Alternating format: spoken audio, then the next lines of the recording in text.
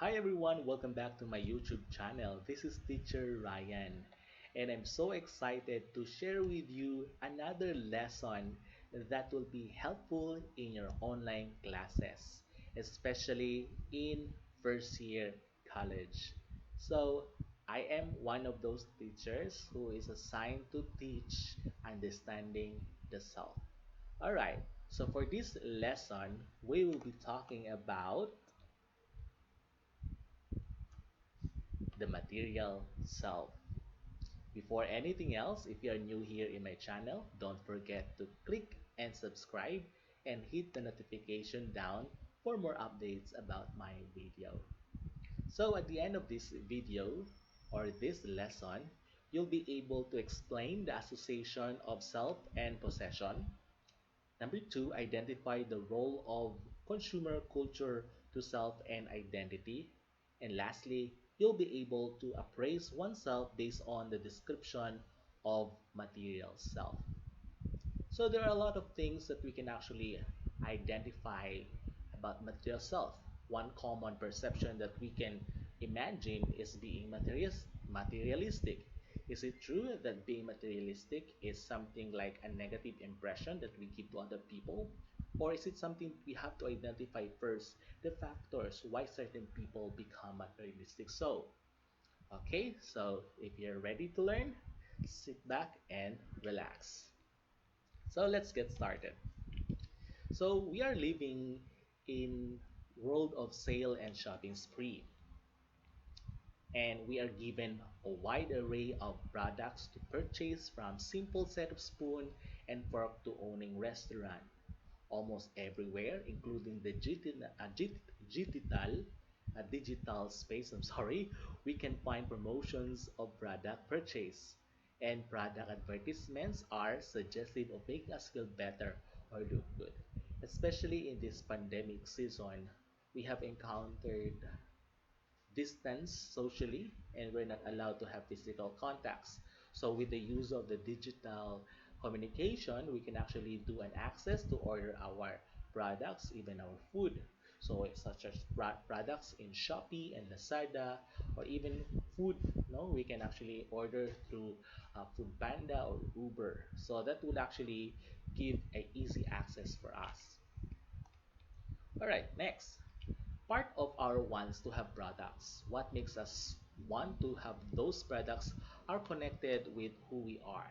There is really a sentimental value that we give importance to certain objects, because that objects will actually represent either a value or relationship that will have a correlation between you and the product or the object that you have, especially like the way how you look, the way how you dress, the things that you have right now will actually reveal the kind of material self that we have. What we want to have and already possess is related to ourself. According to Belt 1988, stated that we regard our possessions as part of ourselves. We are what we have and what we possess. Our wanting to have and possess has connection with another aspect of the self. So the things that you have right now, like your collection of books, collection of makeups, and some other things, will actually remind you the extension of yourself, because this is how you feel better. This is how you look good, okay, and you become satisfied. And according to William James in his book The Principles of Psychology, he talks about the material self. A Harvard psychologist in the 19th century, from 1801 to 1900, William James wrote in his book, The Principles of Psychology, in understanding the self can be examined through its different components. Okay, he's not just talking about material self, but he's talking about as a whole. Okay, so he described these components in understanding oneself. Number one, its constituents, such as material self, social self, spiritual self, and the pure ego. So these are the ways how we understand ourselves. And understanding oneself is not just in one dimension, one-sided understanding. It is a multidimensional in understanding oneself. You cannot just understand yourself just based on social self, but you have also to look another way how you look yourself, like the material self, your spiritual self, and your pure ego. This is something that you decide what is good or bad. So basically, this constitutes the way how we understand ourselves. Number two, the feelings and emotions they arouse our self feelings. So our self is grounded on the emotions. As humans as we are, we feel we feel connection to our emotion. Number three, the actions to which they prompt self-seeking and self-preservation. So this is one thing that we cannot deny the fact that we seek something that will preserve, that will actually understand the meaning and purpose of ourselves. Moving on, the material self, according to James, primarily is about our bodies, our clothes, immediate family, and our home.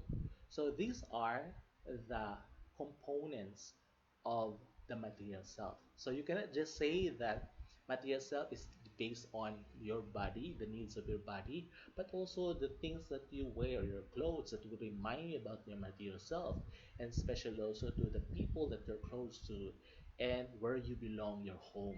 Okay, we are deeply affected with these things because we have put much investment of ourselves to them.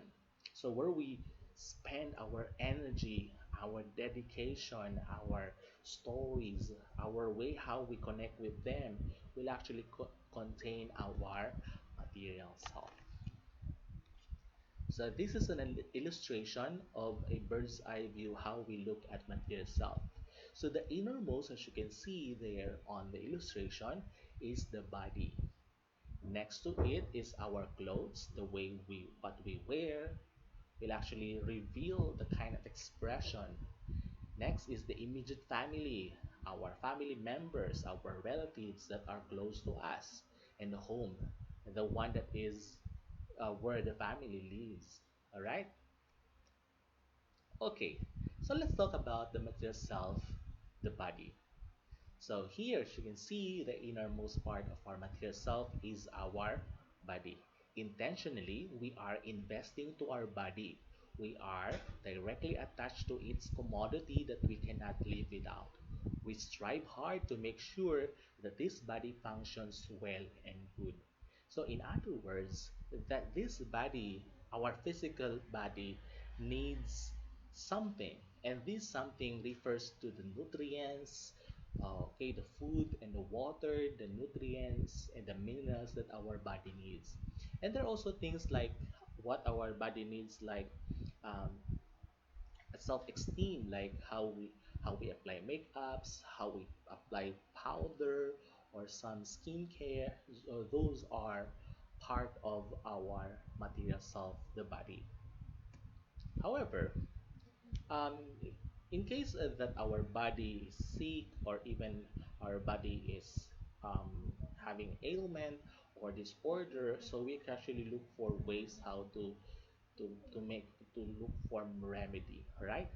So there were also people who get certain parts insured, like the celebrities like Mariah Carey, who was reported according to Sukma in 2016 that she has placed a huge amount for the insurance for her vocal cords and legs.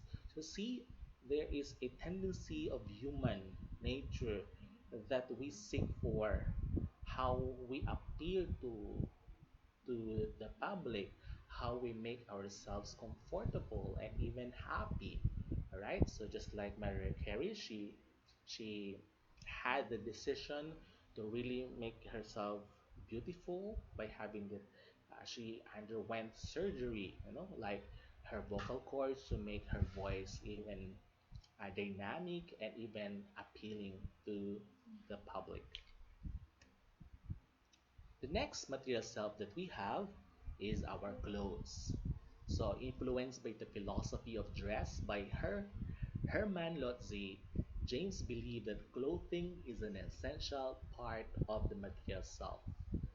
Lotze, in his book Microcosmos, stipulates that any time we bring an object into the surface of our body, we invest that object into the consciousness of our personal existence, taking in its contours to be our own and making it part of the self. So see, like the choice of dress that you have will actually reveal the kind of personality that you project to other people or to the external environment. And with this also way we dress will actually reveal also the kind of culture that we belong. Okay? So when we are accustomed to this kind of dress, this will actually um, become part of our consciousness and becomes part of our personal existence, that this is the way how we appear, just like how Chinese people dress, how Japanese people dress. If you can see the diversity of the cultural costumes that they have will actually reveal their national identity. But so much and so forth, we have also how we are westernized, how we are colonized, how we hegemonized by even Western culture or even Korean culture, and we assimilate it and we adapt it, and that becomes part of our self material self. Okay? The fabric and style of the clothes we wear brings sensations to the body, to which directly affect our attitudes and behavior. Just imagine when you are attending a wedding ceremony and you have that kind of gown or that kind of suit, and you will actually adjust, your behavior will adjust to a certain event that will suit the occasion. And even like if you are like having a street attire or sports attire, so that will actually enhance your confidence. Of course, no people could actually feel um, comfortable if they dress will not suit to their taste, right? Okay, thus clothes are placed in the second hierarchy of material self. Clothing is a form of self-expression.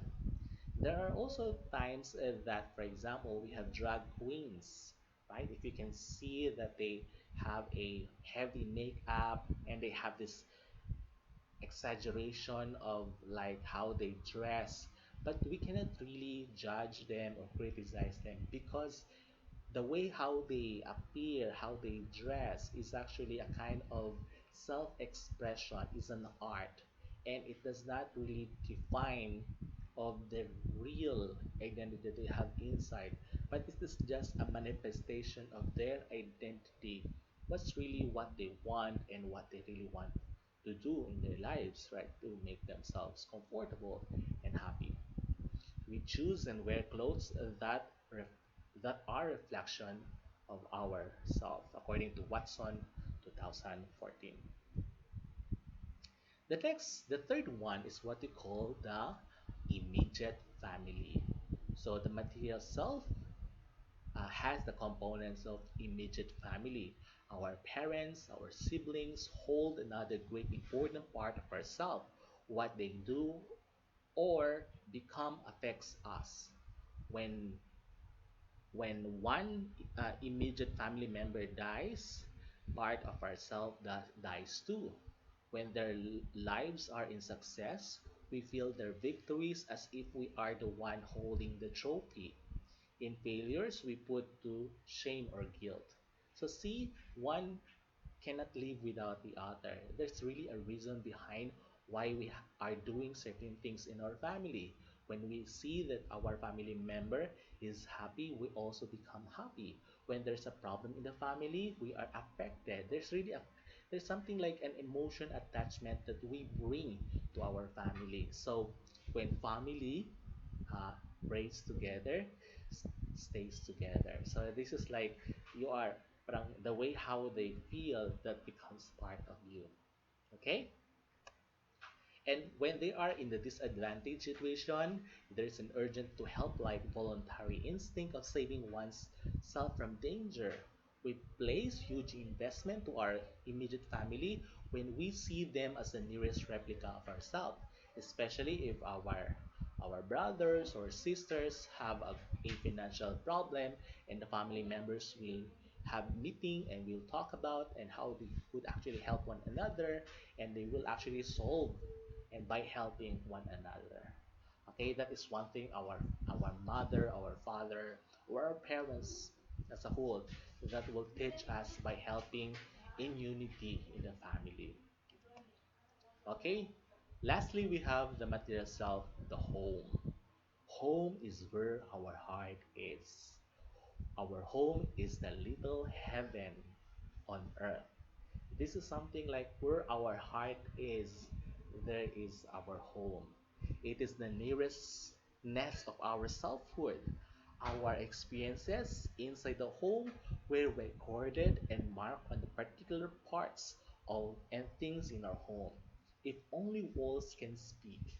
The home is an extension of self because in it we can directly connect ourselves.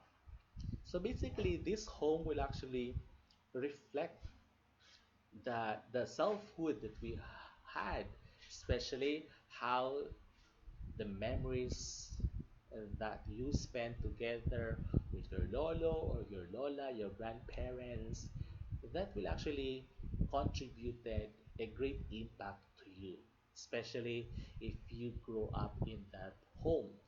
So if only walls can speak, in other words, that will actually reveal that is a dramatic expression that will actually identify where your how your childhood is spent. Having having investment of self to the things made us attached to those things. The more investment of self is given to the particular thing, the more we identify ourselves to it. We also had the tendency to collect and possess properties. So the collections in different degrees of investment of self becomes part of the self.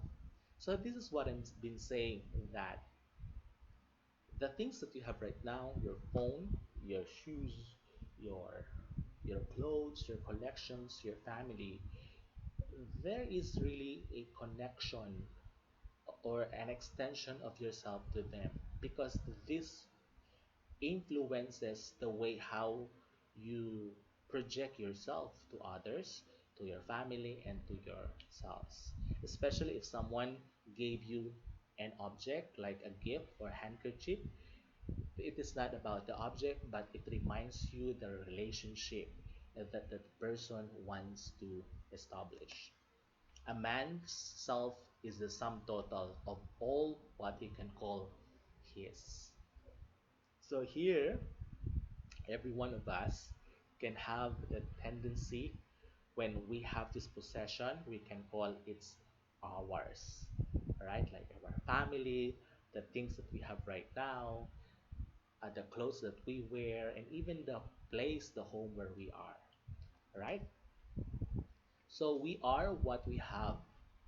Russell Belk, 1988, posits that we regard our possessions as part of ourselves. Remember, the things that you have right now, the possessions, are part of ourselves. So it doesn't mean that all the things that you have right now are yourself. It says here, part of ourselves. We are what we have and what we possess.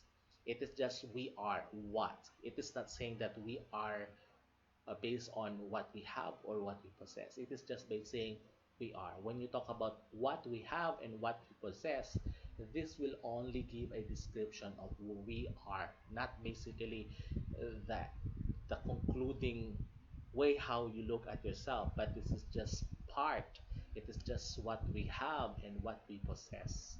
Okay?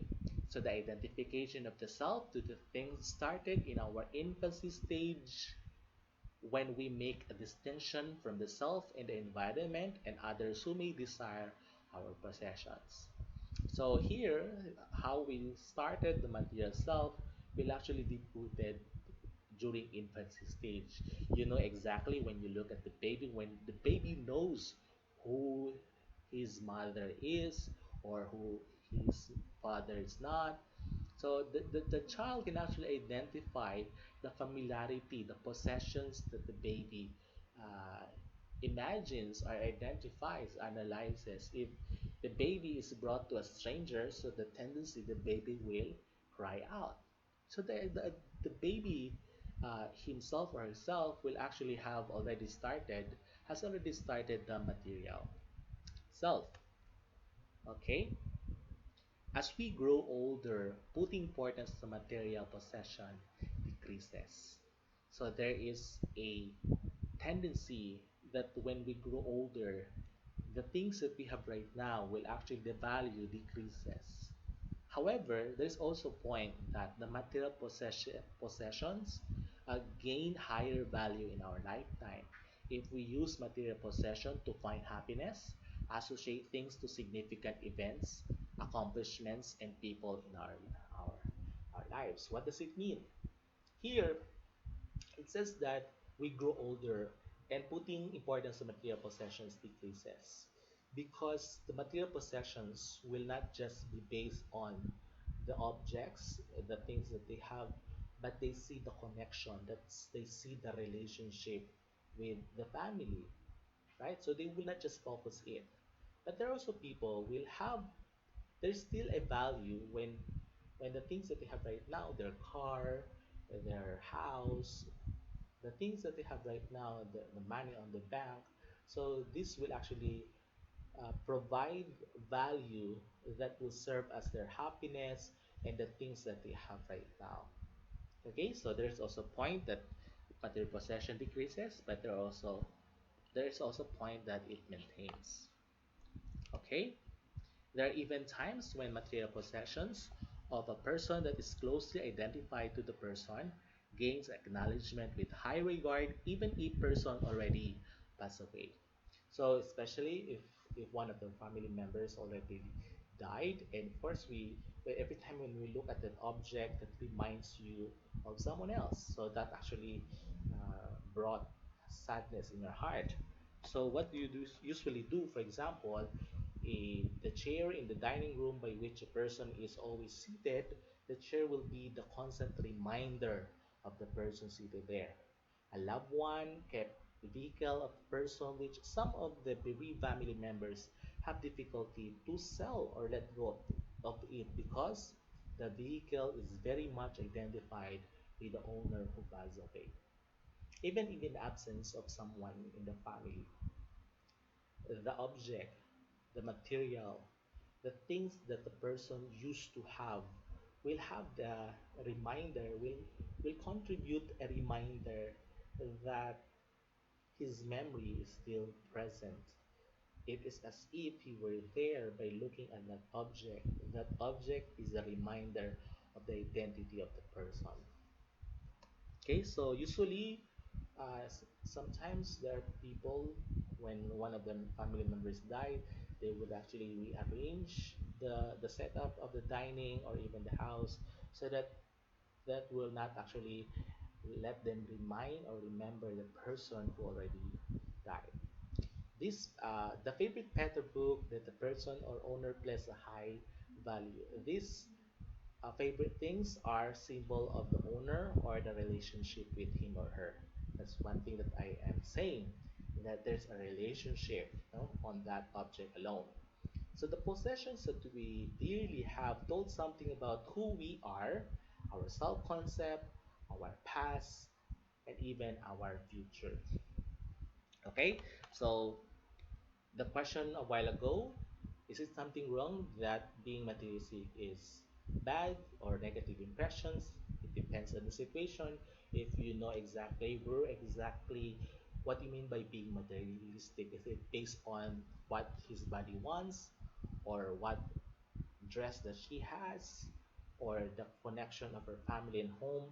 So it depends on the situation. But if you think that the person is happy based on the things that she or he has, so let that person be happy and just be supportive, right? So you cannot actually you cannot gain you you will not gain anything if you will just keep on reminding yourself that we have that person had something but we don't have. So that is one common